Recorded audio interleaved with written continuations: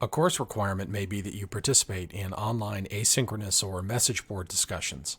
These are easy to join and can have interactions every bit as meaningful and social as face-to-face conversations, even if they work a bit differently. A common place for asynchronous discussions is in your D2L course space.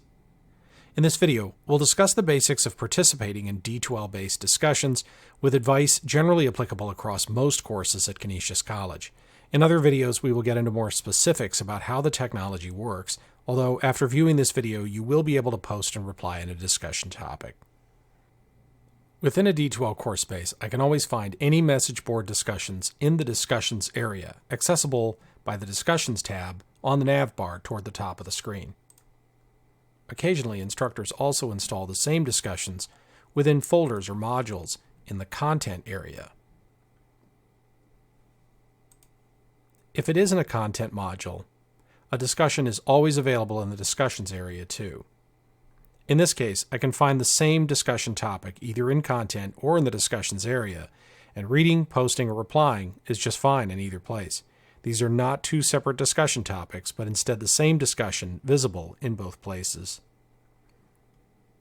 Each individual discussion takes place in what we call a topic, and each discussion topic consists of a prompt, threads begun with posts by individuals in the class, and replies to that initial post that together make up the thread. Prompts are often how professors start or direct the discussion. For example, in this case, the professor is asking us, the students, to discuss an aspect of U.S. history based on some readings we did to prepare for this discussion and perhaps some other course activities. A prompt often appears directly within and at the top of a discussion topic. Other times, a professor may include all discussion prompts in a separate page or document with references to discussion topic titles. Either way, threads are created when students post in direct response to the topic. And there's 3 examples of that here. To avoid excessive scrolling, D2L has hidden a lot of the post text, but I can see it by clicking More below the text that is visible. Other students may reply to these initial posts, which populates the thread for each post. Here, D2L says that there are 4 replies to this initial post. If I click this post title, D2L takes me to another page where I see the full initial post by one student and all the replies by other students or perhaps the course professor. From this page, I can efficiently move to the next thread by going up to the top of the page and finding 2 arrows in the upper right corner. I click the rightmost arrow and I'm on to the next thread. Here's an initial post, but no other student has replied to it yet. On the discussion topic page and in individual thread pages like this one, we have a blue button that says something like Start a New Thread, or in this case, Reply to Thread. There are also reply links that are below any existing reply that's already in a thread. In each of these cases, if I click that button or link, I get a standard D2L text editor box, and in fact it's expandable if I click on the upper right of it. I can also see more tools by clicking the 3 horizontal dots. This allows me to compose a post in this discussion topic. It's a familiar tool set you've seen across a lot of software and web applications, including social media. I can very easily compose text. I can also add things like images, video, or links to content elsewhere on the web. Our other tutorial videos cover these possibilities in some depth, but for now, suffice to say, there are a lot of ways to express yourself in message board discussions within Canisius College courses. After I type in my post, and I add any other content that's appropriate, I click the blue Post button, and D2L posts it to this discussion topic, in this case as a reply to another student's initial post. If I click View Topic in the upper left breadcrumbs, that'll take me back to the discussion topic's main page.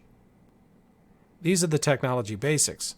You now have what you need to participate in D2L discussions, but consider the following tips for getting the most out of message board discussions in Canisius College courses. Message board discussions are occasionally called asynchronous, meaning we don't all need to be in the D2L course space participating at the same time. That's their benefit. I can interact with fellow students, but at times and places best for each of us. Remember, though, that message board discussions are not quite like texting or chat technologies, where you can reasonably expect a quick reply. It may be several hours or days before other students or the professor can read or reply to your post. That's normal. Discussions take place in all sorts of formats. In many cases, you are required to post and reply to a discussion each week in a course.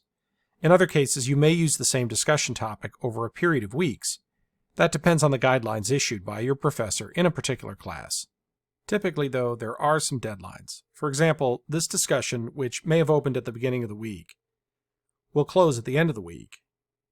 I'm required to complete an initial post for other students to read by Tuesday at 5 p.m.